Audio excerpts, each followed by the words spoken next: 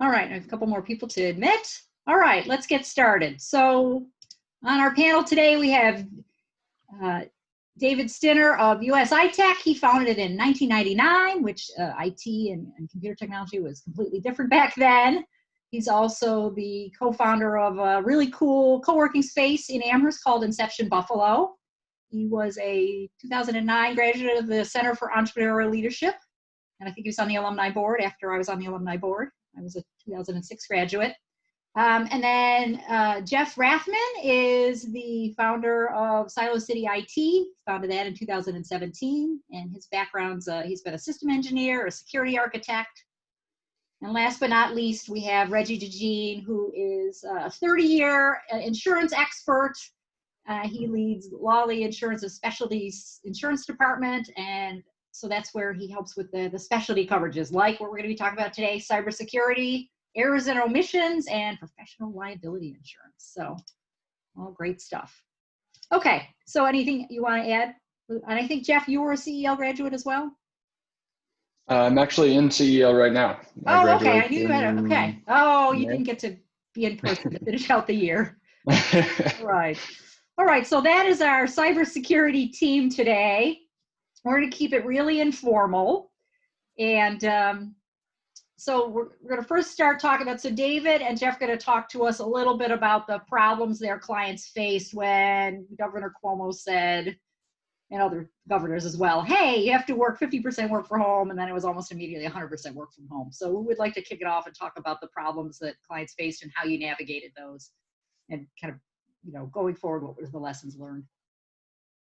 Well, we had to rush and get hundreds of our customers from non-essential businesses, users, you know, at law firms and different firms that can work from home. We had to get them in short order working from home.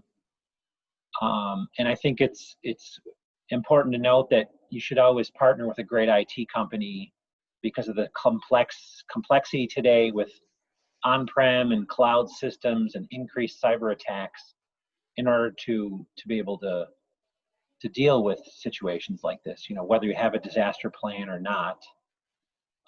It was a lot of work. We got through it in short order, but there are increased cyber exposures that our customers, you know, don't know or don't care about, that we had to deal with. And often when I'm talking to prospects out there, you know, before this pandemic hit, people say to me that, well, IT is less complex because things are going in the cloud. And I always have to respond by saying, actually, IT is getting more complex. There's more security threats out there. There's more compliance issues, like the new New York Shield Act compliant to protect your business. So partnering with a great IT company is one of the foundational things that I think our listeners should pay attention to. Yeah, and I think you also told me just getting laptops. I mean, people they were scrambling for laptops, and there were so many on the market. So just, you know, supply chain issues. All right, so Jeff, what kinds of things? Oh, go ahead. We ordered a few hundred of those, like at the beginning of March, and they flew out the door to get people working from home. Yep. Yep. All right, so Jeff, what kinds of things did you face in terms of just the logistics of getting people up and running from home? Sure. So a lot of our new clients that we've onboarded since the pandemic started have really needed to scramble to try and even enable a telework force. They just didn't have anyone who teleworked previously.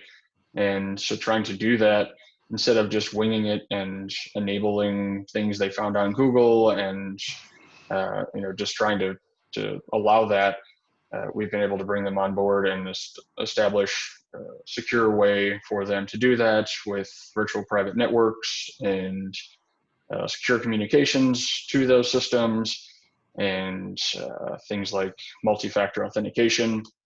One area that a lot of organizations did not really think about was protecting the endpoint as well. And by endpoint, I mean the workstation that you're remotely accessing your either cloud services from or your services at your headquarters. If you even have secure access to those systems, but you don't have adequate protections on those laptops or desktops that you're working from home with, and those get infected, then you have a direct path to infect all of the rest of your corporate resources. And a lot of times people just think, oh, I have a corporate VPN or something like that, and we're good. But they don't think about that aspect.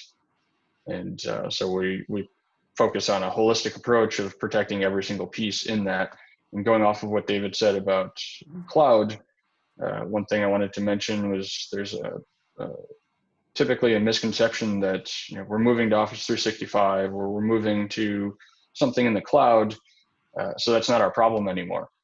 And if you look at the hundreds of pages of fine print in each one of those documents that you sign when you sign on to, say, Office 365, they're not responsible for backing up your data. They're not responsible for protecting anything in there. You need to enable those features. Otherwise, it's no different than just setting up a server yourself at your location. It's just the infrastructure somewhere else. Yeah. All right. You brought up a bunch of what's it called? What's a 3-letter? I've just forgotten what it's called. Acronyms. I was like, acronyms like VPN and multi-factor authentication and endpoint. So where is it that so I'm hearing issues of access, just getting, I mean, I've heard my clients tell me, oh, I can't even get to that thing on my hard drive at the office. So there's access issues. And then there's what you're calling sort of, I think I've heard about authentication issues. Mm-hmm. And there's the whole backup and security issues. So maybe if we could talk about VPNs. I hear a lot about them. Why are they good? Why do we need them? Or those kinds of things. Jeff and David. Sure. So a typical remote access to any on-premise systems is through Microsoft's protocol called Remote Desktop. And that is inherently insecure. You can further secure that, but if you're exposing that directly to the internet, it is very easy to breach your system, especially with compromised credentials through all of these data breaches. And I was just looking at one of our breach catalogs this morning. We have over 21 billion passwords in there right now. Wow. And those just grow every day. So if your credentials are in there and you don't have a VPN and you're just directly connecting through the internet, your communications are not encrypted, and anyone can either intercept those or just publicly access your systems.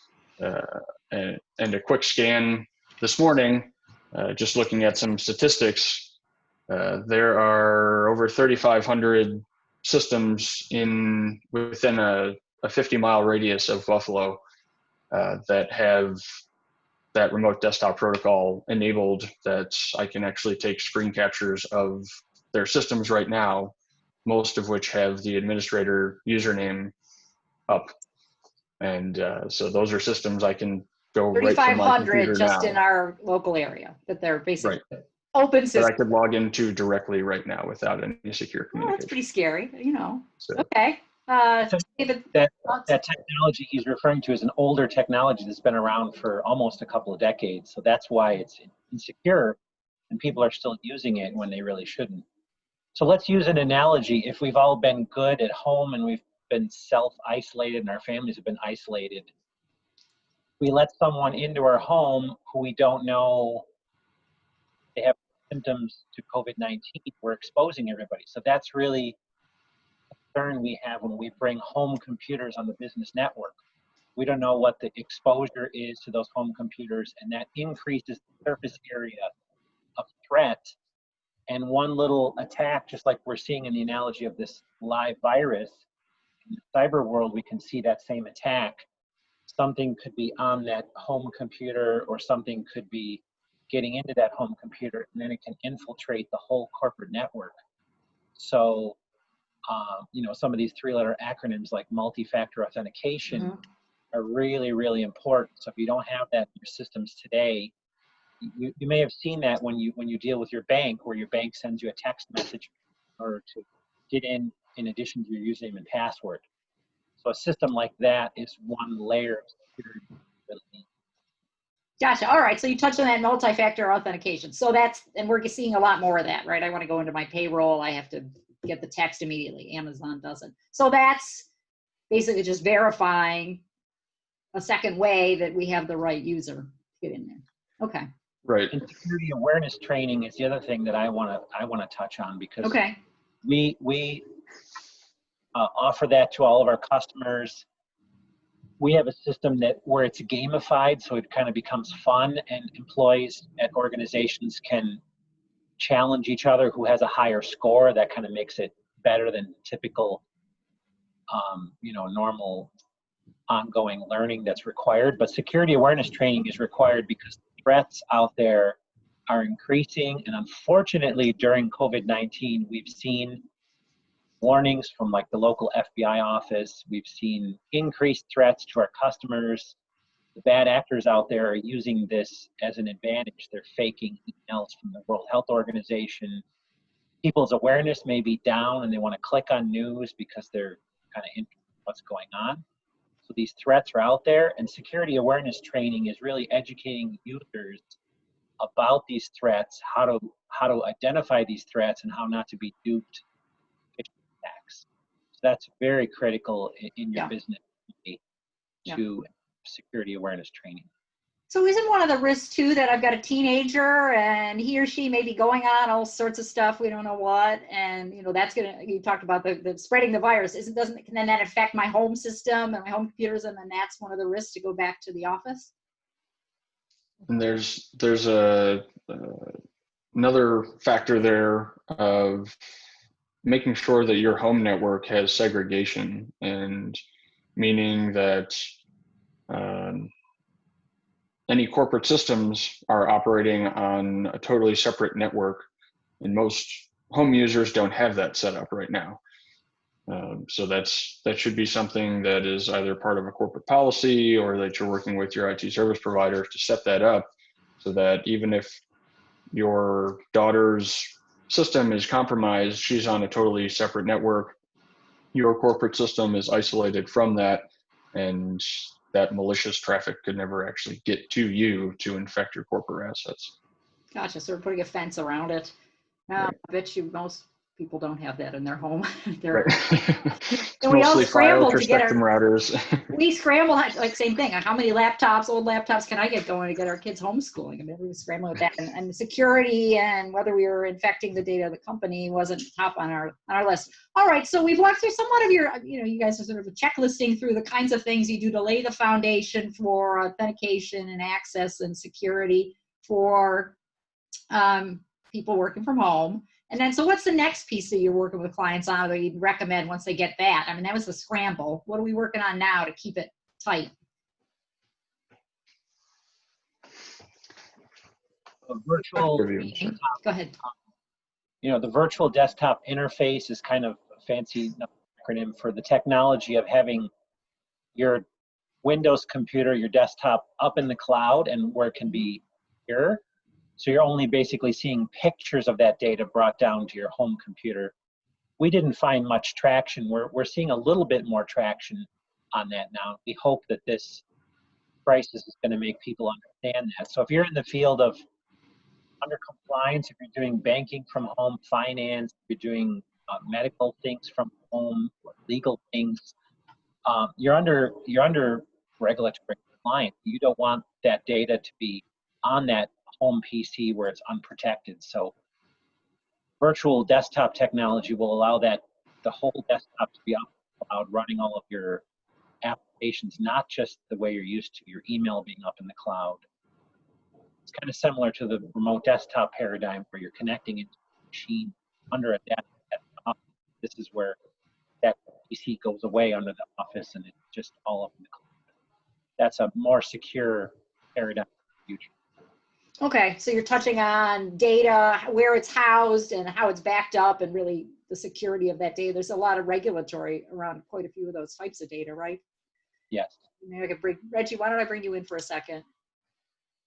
Yeah, so one of the things that was mentioned by both Dave and Jeff was just as far as my information's in the cloud, do I really need to have any type of additional protections, particularly insurance?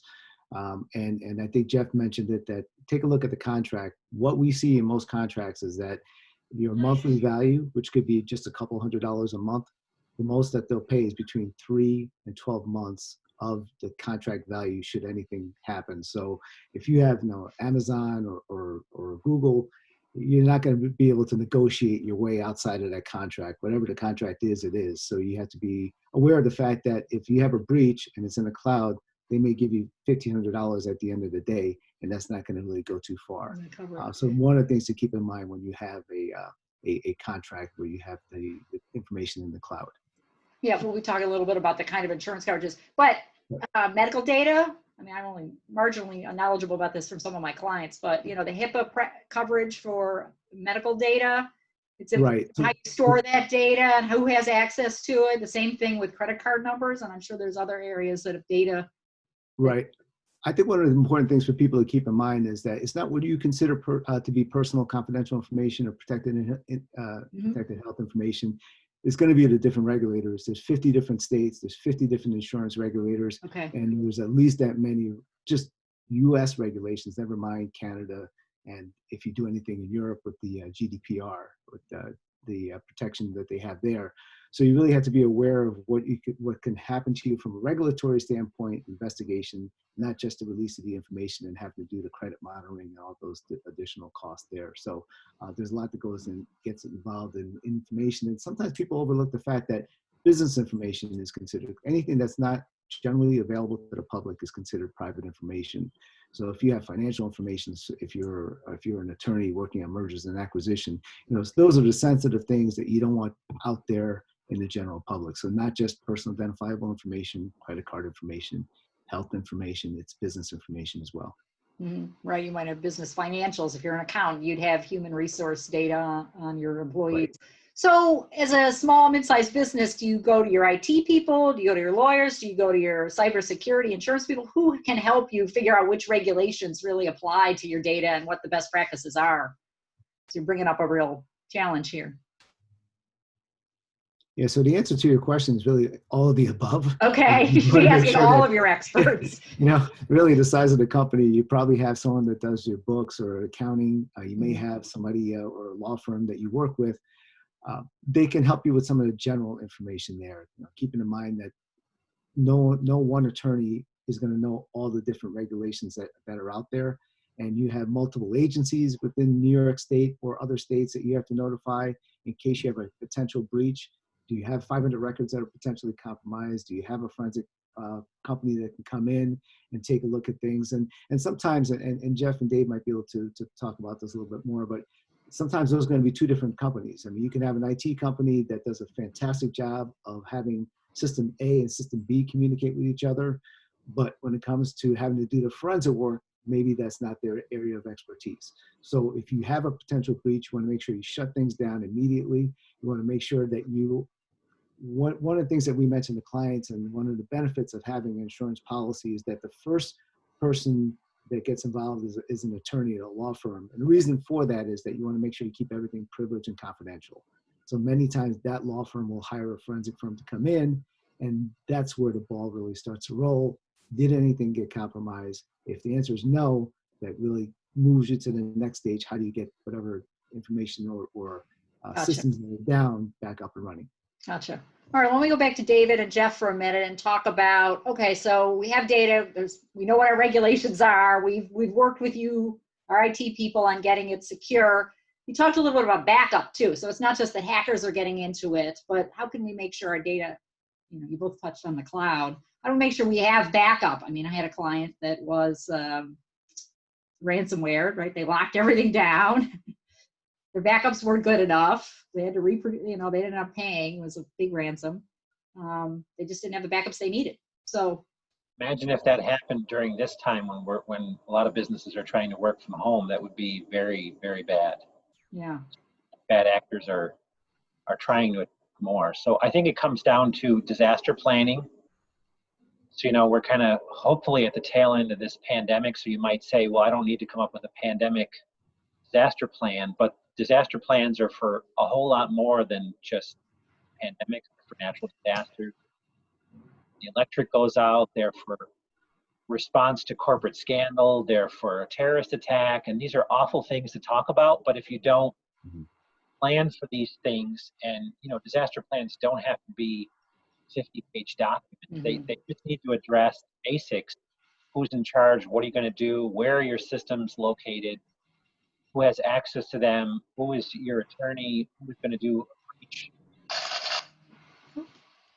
Just kind of working through these issues and having a binder and a document in both physical and digital format. Very important to know how to deal with situations like this. Yeah, I already talked about that before we started, about having a copy of your cyber insurance policy in a binder and paper form. Jeff, thoughts about backup and this disaster plan? So definitely having part of your disaster plan really should be that you have multiple areas that you're backing up to.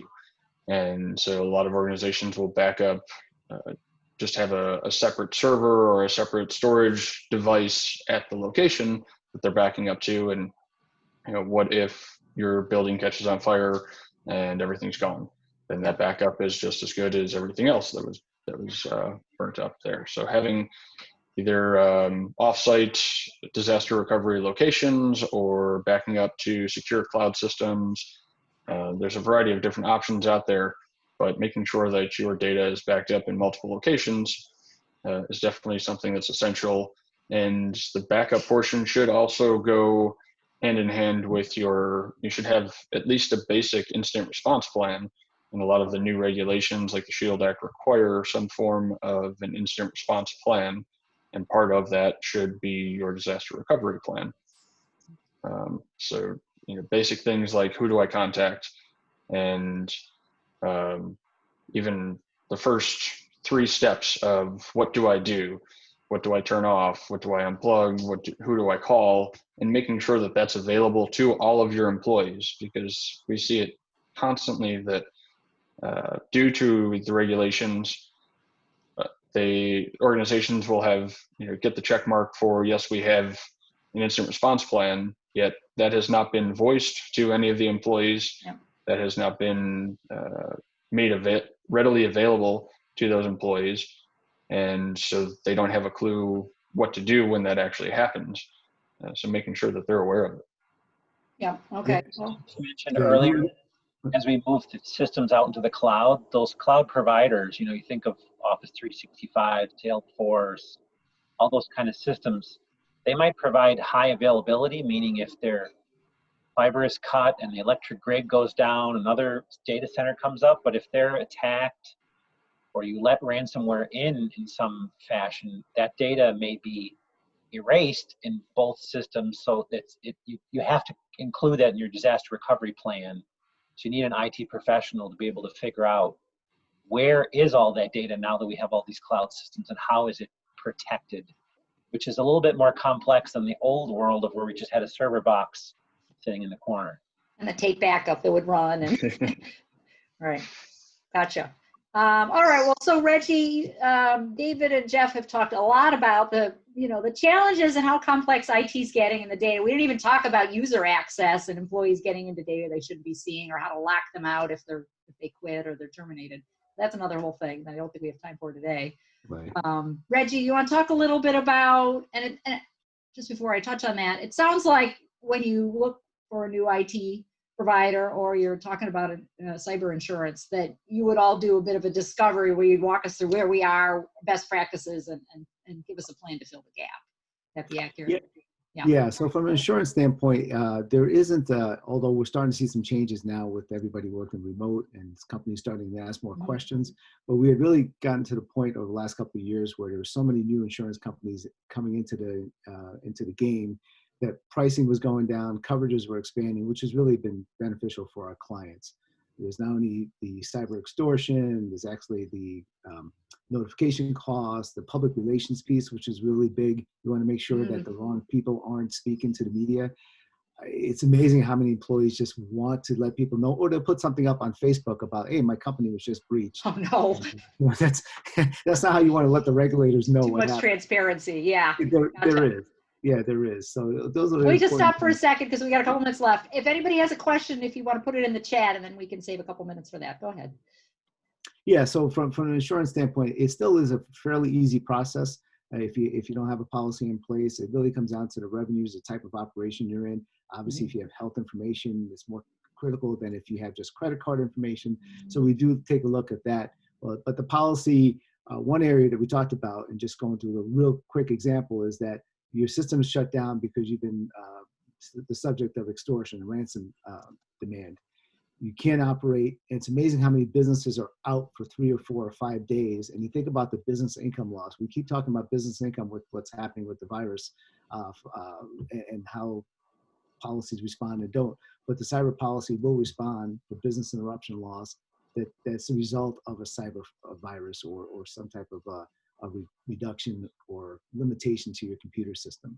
So those are some of the key areas of insurance. It's not just the liability, it's really the first party coverages, paying the ransomware if you need to pay that, getting the attorney involved, the forensic firm, and all the different aspects of notification and regulatory compliance. So not just the IT aspect, there's this whole business aspect. Oh, okay. Well, I guess that's why we need a specialist in terms of all three of you to walk us through what we need and making sure that we have the coverage and the foundations in place and to prevent that incident. And David, I'm glad you brought up the training too, because, I've been seeing these sophisticated phishing scams going through, hey, we have a quote for you. Hey, we have an invoice we want to pay you. I'm sure well-meaning employees would definitely click on those kinds of things without training. They're getting more sophisticated, the bad actors. Yeah. Well, and they have the ability to test millions of iterations, right? And to see what works. Absolutely. Wonderful. Okay. Well, so what I've learned is that this is an incredibly complicated field and you shouldn't be going it alone. What else? So questions from the group? So there's any final thoughts from the three of you if we're waiting for anything in the chat? Final thoughts, Jeff? I would agree with David and just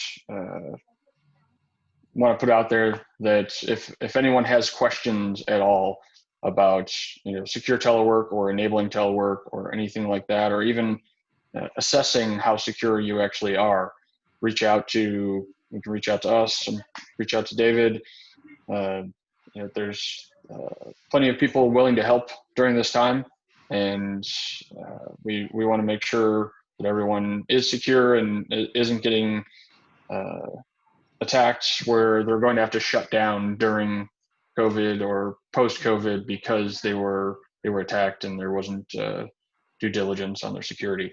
So definitely reach out to someone that's a trusted provider to, like I said, at the very bare minimum, assess usually for free where you stand right now and figure out how to fix that before some bad actors do. Yeah, we have enough on our plate already trying to get back to business. Right. That too. Right. Yeah, David, final thoughts? Yeah, just like we need to wash our hands right now. Keep your IT systems and your PCs patched and keep them clean. Just like we have to avoid crowds. Use that VPN connection in your corporate network and a secure network, secure remote access. Just like we're supposed to not touch our face, make sure you have that firewall at your home network that's connected in your corporate network. Jeff mentioned that. If you don't have that, talk to your IT professional about getting home secured so it's not an access point for the bad actor. Yeah. And your work is very remote. You can, what you used to call dial in. You can patch into our networks at home. You don't need to come in and yes, do a lot of work. You can do it virtually. Your house. Yeah. Well, nobody's really cleaning now, so not speaking for myself, of course. Reggie. Yeah, I would leave with a couple of things. One is prevention. You want to make sure that you have the proper IT company that's there, just like what Dave and Jeff were talking about. Make sure you have those safeguards in place because no matter what kind of insurance you have, it's just like having an automobile policy. You don't want to have an accident just because you have a policy in place. You want to try to prevent things because it's just better for your business overall. And part of that, the second piece of it would be the employee training. Can't emphasize that enough. That make sure you do the testing, that employees don't fall victim to the phishing. It is very sophisticated now, so that's where we're seeing a lot of the breaches come in. So really those 2 points, make sure you have some good prevention in place and the proper team, and make sure you're training your employees on how best to avoid the phishing emails. Excellent. Wow, this is really, really helpful and useful. Just want to let everybody know. So we have David's joining us back next week with Jeff Bolden of 12-3 Marketing, and we're going to be talking about more of an integrated IT system. Jeff's been a 20-year veteran of CRM, customer relationship management, and some other processes to help integrate your business. So we're going to talk about that. And then next Thursday, I'm talking about repositioning, how to pivot your products and services for emerging trends and competitive advantage. I am going to show a fast track method to look at that and to walk through those. And I really appreciate our panelists today. Thank you for joining us. Thank you. Thanks for hosting Thank us. you, everybody.